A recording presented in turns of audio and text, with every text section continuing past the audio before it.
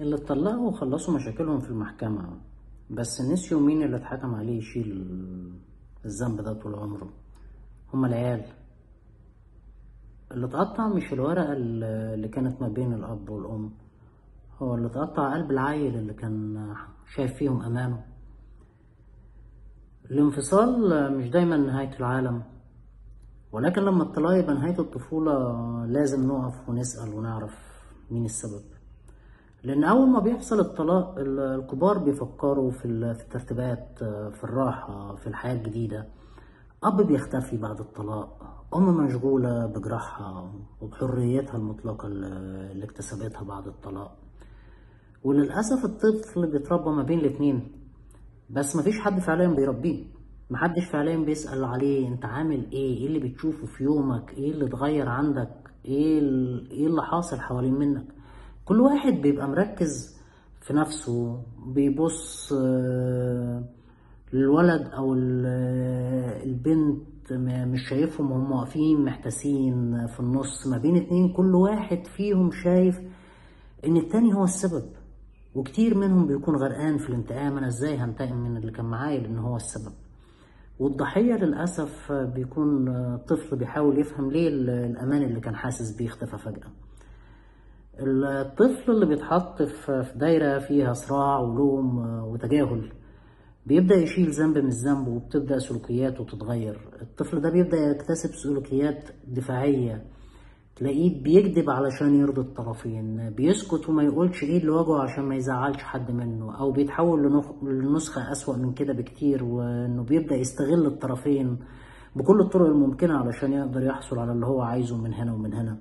او بيتحول لنسخة شخص غاضب طول الوقت من اللي شافه، وبيظهر ده في سلوكه. تلاقي فيه عدوان مفرط، تلاقي فيه انطواء وقلق وتوتر، انخفاض في التحصيل في المدرسة، فقدان للثقة بالنفس، تمرد على أي سلطة في البيت أو في المدرسة.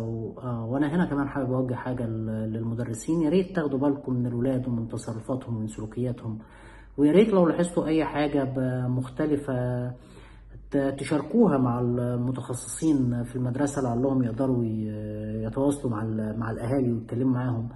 لأن الأهالي اتفقوا ظاهريا إن الوقت بيتقسم ما بين الأب والأم، بس محدش بيقسم الحنية، ولا حد بيرجع يعلم الولاد والبنات يعني ايه استقرار. لان الولاد والبنات اللي بيكبروا هم فاكرين ان العلاقات مؤقتة، وان مفيش حاجة اسمها امان دائم. بيبدأوا يتصرفوا بعصبية او بينسحبوا من اي علاقة، وبيبدأوا يشكوا في نفسهم، او بيدوروا على حب وامان ناقصهم في اماكن غلط للأسف. لان محدش فاهمهم ان المشكلة مش فيه، وان مش هو السبب في اللي حصل. اللي انا حابب اقوله هنا، الطلاق مش هو المشكلة.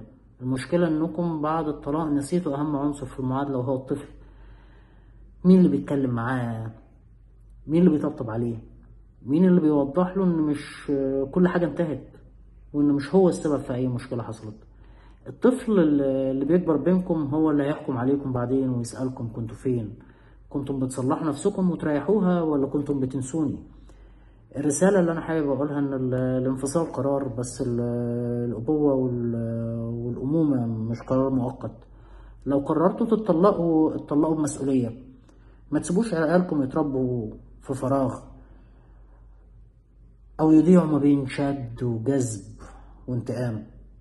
الأبناء مش طرف في معارك الكبار، ومش مسؤوليتهم إن هم على فكرة رمموا اللي الكبار كسروه.